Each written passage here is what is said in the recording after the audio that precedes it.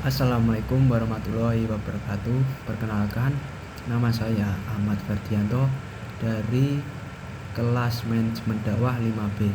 Nah, di sini saya akan mengerjakan atau melaksanakan tugas dari Ibu dosen Yulfa Ismawati MPD, yaitu di sini saya akan berceramah mengenai pentingnya dakwah bagi seorang muslim.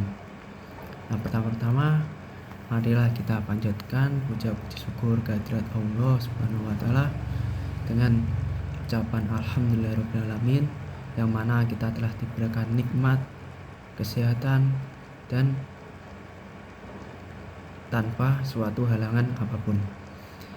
Kedua, selawat serta salam kita curahkan kepada baginda Nabi besar Muhammad SAW yang kelak semoga kita mendapatkan syafaatnya di yaumul qiyamah. Amin ya rabbal alamin. Nah, bismillahirrahmanirrahim. Dijelaskan dalam surat An-Nahl ayat 125. Bismillahirrahmanirrahim. Ud'u ila sabili rabbika bil hikmati wal mau'izati hasanah wajadilhum billati hiya ahsan.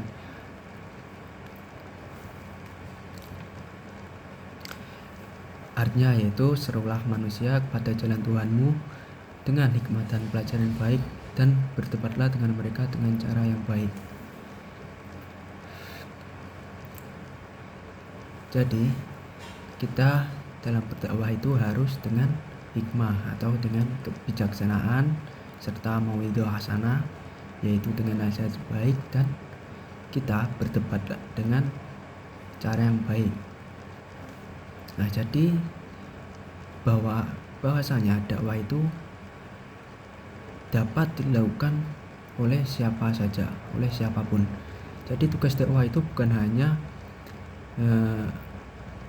untuk seorang pendai atau seperti kayak ustadz, kiai atau yang lain sebagainya.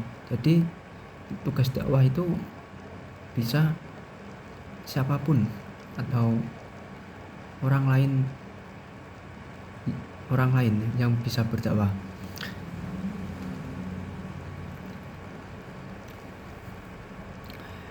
Nah, dakwah itu misalnya berdakwah itu seperti kita berdakwah itu bisa seperti mengajak teman untuk sholat berjamaah, terus kita mengingatkan untuk baca Al-Quran, atau kita mengingatkan untuk hal-hal yang baik, itu juga termasuk dalam berdakwah. Nah, jadi dakwah itu bukan hanya seperti kayak kita berbicara atau menyampaikan pesan dakwah. Jadi dakwah itu ada bermacam-macam, seperti dakwah bilisan misalnya, yaitu kita berbicara dengan baik, dengan sopan kepada orang lain. Nah, itu juga termasuk dalam dakwah. Jadi kita dengan berbicara baik, secara tidak langsung orang itu pasti akan meniru kita, atau kita menular hal kebaikan itu pasti akan menular. Nah, jadi jika misalnya kita berkumpul dengan orang-orang yang baik, orang-orang yang soleh, insya Allah kita juga akan kita akan ikut jadi soleh, jadi baik juga secara perlahan. Nah, jadi dakwah itu tidak hanya dengan ucapan. Terus yang selanjutnya dakwah bil hal, yaitu dengan perbuatan.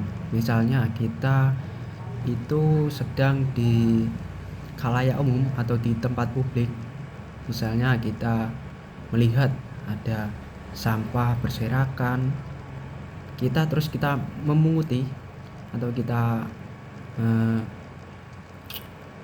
masukkan ke tempat sampah, itu juga termasuk dalam berdakwah. Karena apa? Seperti misalnya kita memungut sampah itu tindakan kan, perbuatan yang baik. Nah, secara tidak langsung itu juga akan kayak kita mengajari bahwa inilah, bahwa sampah itu harusnya itu dibuang di tempat sampah. Jadi secara tidak langsung itu kita juga berdakwah. Nah, secara perlahan orang akan meniru perbuatan yang baik tersebut, yaitu membuang sampah kepada tempatnya.